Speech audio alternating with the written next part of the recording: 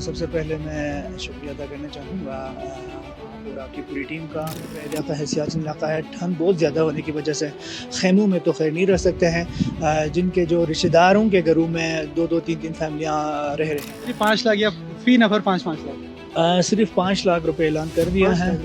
Government کی طرف سے، انتظامیہ کی طرف سے ہمیں ٹینٹ مہیا کیا گیا تھا۔ وہ ٹینٹ میں یقین جانیے اس وقت کتنی ٹھنڈ ہے آپ محسوس کر سکتے ہیں۔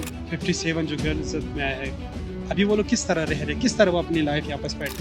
متاثرین کے لیے جو زمینوں کی جو نقصانات ہوا ہے، یقیناً آپ دیکھ سکتے ہیں لوگوں کی کروڑوں اربوں روپے کی جائیداد، تقریباً 37 کے قریب جو ہے وہ گھر ملبے تلے دب چکے ہیں۔ تو ہم آپ کی ویڈیو کی وساطت سے اس وقت میں ضلع گانچے کے علاقے کندوز میں موجود ہوں۔ حال ہی سیلابی ریلے نے یہاں پہ تباہی مچائے تھے، 50 سے زائد گھر جو ہے وہ تباہ ہو گئے ہیں۔ مزید کیا کیا یہاں پہ سیلابی ریلا نے نقصان پہنچائے ہیں، اور وزیر اعلیٰ صاحب جو ابھی آئے تھے انہوں نے کیا کیا اعلانات کی ہے، کیا کیا یہاں پہ مسئلے مسائل ہے، حکومت کی طرف سے کیا کیا اقدامات اٹھائے گئے ہیں، انہی سے یہاں کے مقامی لوگوں سے پوچھیں گے کیا کیا مسئلے مسائل سے آج کل دو چار ہیں۔ السلام علیکم۔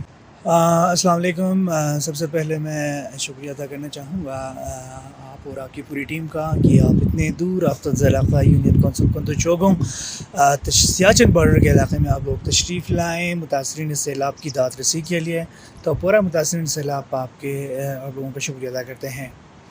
وزیر اعلیٰ گلگت بلتستان جناب حاجی گلبر خان صاحب متاثرین سیلاب کندوز میں تشریف لائے، اور انہوں نے جو 22 جولائی 2025 کو جو یہ آپ دیکھ سکتے ہیں بڑی جو فلڈ آئی ہوئی ہے چوگوں میں، تو اس حوالے سے آج یہ پوری کابینہ یہاں پہ آئے ہوئے تھے۔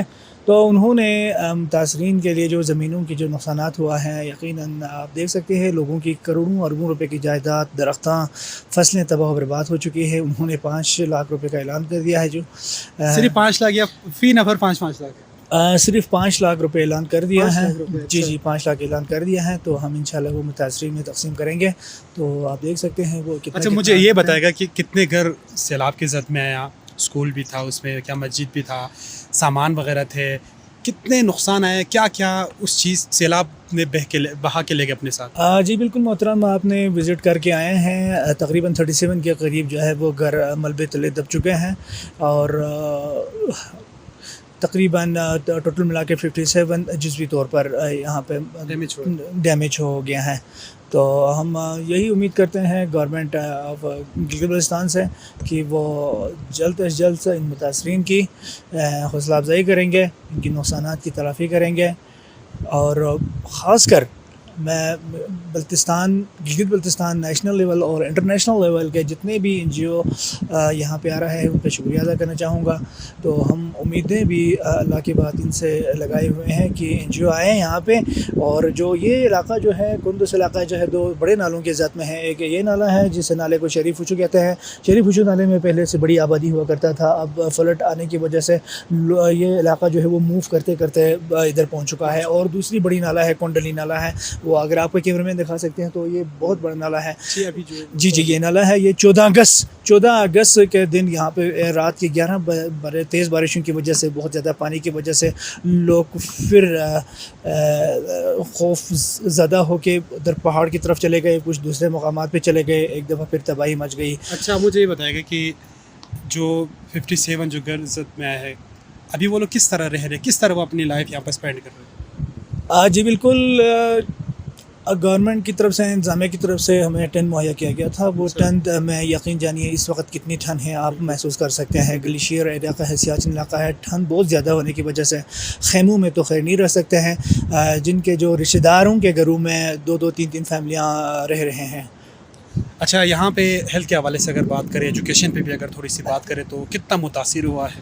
اگر ہیلتھ کے حوالے سے اگر بات کی جائے تو یہاں پہ ایک کلاس ڈسپنسری موجود تھی، یہ جگہ آپ دیکھ سکتے ہیں یہی تھی، تو یہ بالکل زمین بوس ہو چکا ہے، اور یہاں پہ نہ کوئی ڈاکٹر ہے نہ کوئی فیمیل ڈاکٹر ہے۔ تو ہمیں اشد ضرورت ہے میل ڈاکٹر اور فیمیل ڈاکٹر کی، کیونکہ فلڈ کے بعد یہاں پہ بہت سارے ایشو آ جاتے ہیں۔ تو اس حوالے سے ایجوکیشن پہ تھوڑا سا نظر دے رہا ہے۔ ایجوکیشن کی اگر بات کیا جائے تو یہاں پہ ایک مڈل اسکول ہیں، تو اس میں جتنے بھی جو ٹیچر ہیں وہ ایل پی سی یہاں پہ ہے، لیکن وہ ڈفرینٹ جگہوں پہ ڈیوٹی دے رہے ہیں. تو ہم آپ کی ویڈیو کے وساطت سے گزارش کرتے ہیں، اپیل کرتے ہیں کہ اس علاقے پہ توجہ دی جائے. جو ٹیچر یہاں کے ایل پی سی پہ ہے ان کو فی الفور یہاں پہ ڈیوٹی دیا جائے ان کو، تو تاکہ ایجوکیشن کسی بھی قوم کی ترقی کے فرسٹ پریورٹی میں آتے ہیں. اچھا جی، یہ تھے مقامی حضرات جو ان کا کہنا ہے کہ یہاں پہ ایجوکیشن بھی کافی متاثر ہو چکے ہیں. ایل پی سی پہ جو ٹیچر حضرات تھے ان کو باہر جگہوں پہ ٹرانسفر کر کے وہاں پہ وہ لوگ ٹیچنگ کر رہے ہیں. ان کا مطالبہ ہے کہ ٹیچر کو پھر یہاں پہ تعینات کر کے ایجوکیشن جو سسٹم ہے وہ درست کرے. دوسری اگر ہیلتھ کے حوالے سے انہوں نے کہا کہ یہاں پہ ڈاکٹر حضرات جو ہے یہاں پہ نہیں ہیں.